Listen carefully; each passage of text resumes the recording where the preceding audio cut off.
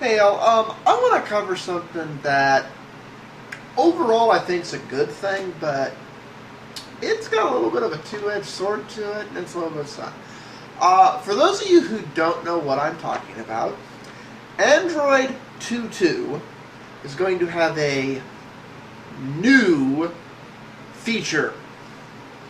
What it is they're adding portable Wi-Fi hotspot and USB tethering to the Android operating system. You know, you're not going to go into the settings and there's going to be a menu, you know, for, what is it? Yeah, USB tethering and Wi-Fi hotspot tethering, in which you basically can turn your Android device. Speaking of Android devices, where is mine?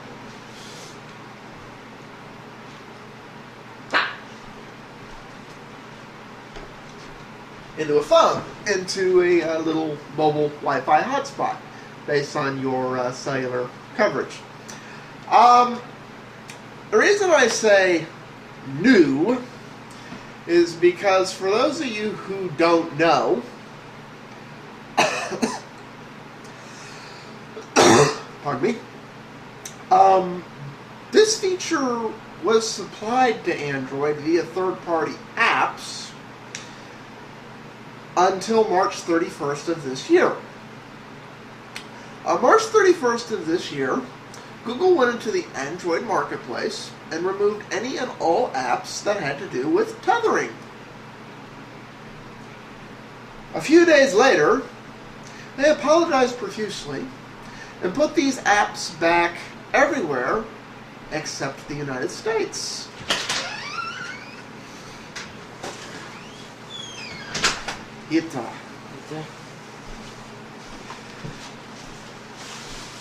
And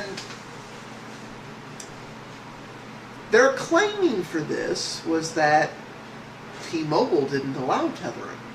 Therefore, nobody in the U.S. was allowed to tether.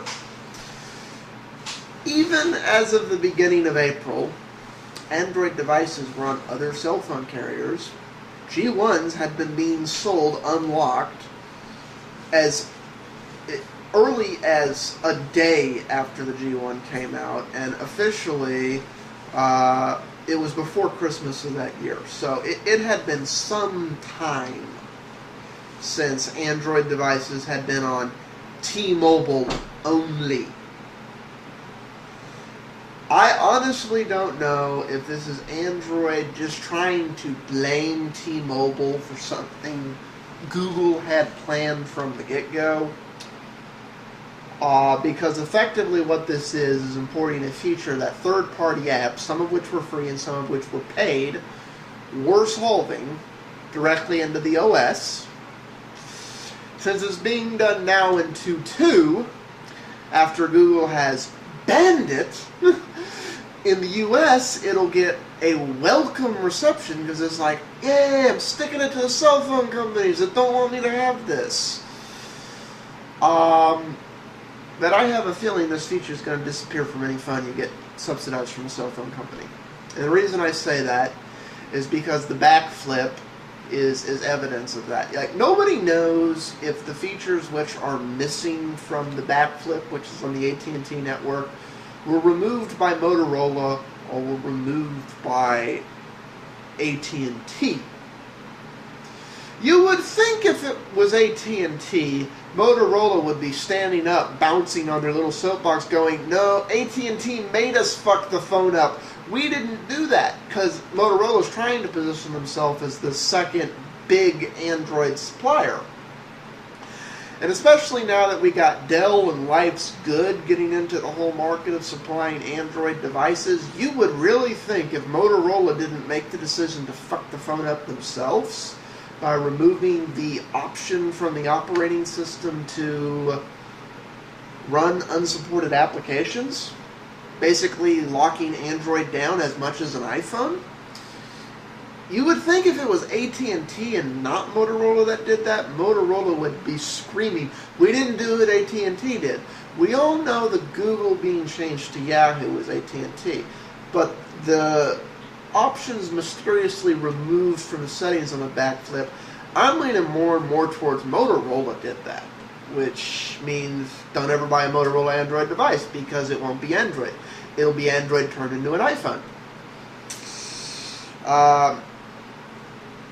I don't think that if the Dell one's out, I haven't messed with it yet, so it's not. If it is, I need to go mess with it. I don't know if the Dell one's going to have the same frick up. That will really tell us when the Dell one comes out on the AT&T network for sure. Especially if the Dell one and the HTC one that come out on the AT&T network have this function. It's like, okay, Motorola fucked up the phone. But I think that Wi-Fi tethering option will disappear. Like if you get your phone subsidized through T-Mobile, that ain't going to be on there. AT&T's probably going to do this. Oh, you're buying an Android phone, which has the option to tether. Therefore, you need to buy the data plan that includes tethering. Because AT&T does charge extra for that. When they sell you the phone, they'll just make you buy it. Like they do with the iPhone now. Verizon, I don't actually know if they allow that or not. I think Verizon allows tethering. If somebody's using Verizon, let me know. I would assume they do. Verizon, why overall a sucky cell phone company, they are not that sucky. They're not a T-Mobile. But, this is interesting. Because it's like Google's... I almost feel like Google used T-Mobile as a scapegoat here to just say, we're going to manipulate the marketplace to make our app, to make our improvement to the OS better. Because if you'll notice, none of the cell phone carriers in the US have wanted to stock the official Google phone. They're all wanting to stock the newer and better Android phone.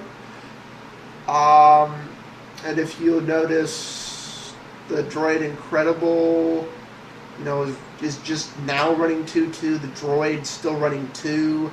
It's like, so when a Google phone basically, this would be incentive to buy the Google phone and to buy the Google phone unlocked, especially as this divide continues between what the cell phone companies want to cheap out on and what Google and the consumer want the OS to be. I don't know if this is the manipulation I'm afraid it is, or if it's just coincidental timing. I'd love to hear back from people, but this has me a little concerned because we all want Android to stay open and stuff, and if Google's gonna manipulate the Android marketplace like this, that's not good. That means Android's gonna turn into another iPhone. We don't need another iPhone. We don't want the iPhone we got. So some things to consider. It's like I'm glad the problem is at least fixed. That's not. This brings up an interesting thing, and the real reason none of the cell phone carriers want to stock the Nexus 1 is because it really is old at this point. I'm all for Google making phones because there's a lot of things cell phone carriers don't want you to do that devices are more than capable of doing. And there's a lot of these things that aren't forbidden by their terms of service. They just don't want you to do them. So if they get their hands on the phone, they'll tweak and lock it down. Whereas if you bought an unlocked one outside of their network and it isn't against their terms of service, there's absolutely nothing to stop you from doing it. What I wish was the official Android phone, there'd be a new one every 6 months. It's looking more like they're going on the 12 to 18 month cycle, but at the rate this technology changes, the official Google phone should be updated biannually. And I'd like to see that. The Nexus one really is outdated right now, but that's just some thoughts on that. Like I said, timing real interesting. I'm glad the problem's fixed, and I'm glad as of Android 2.2, this void that the United States has been going through for about the last 45 days now of inability to tether with Android devices is going to be fixed with Android 2.2, which hasn't officially come out yet, but it's coming, which means it'll probably be out later this year or early next year. So, things to think about. Peace out, all.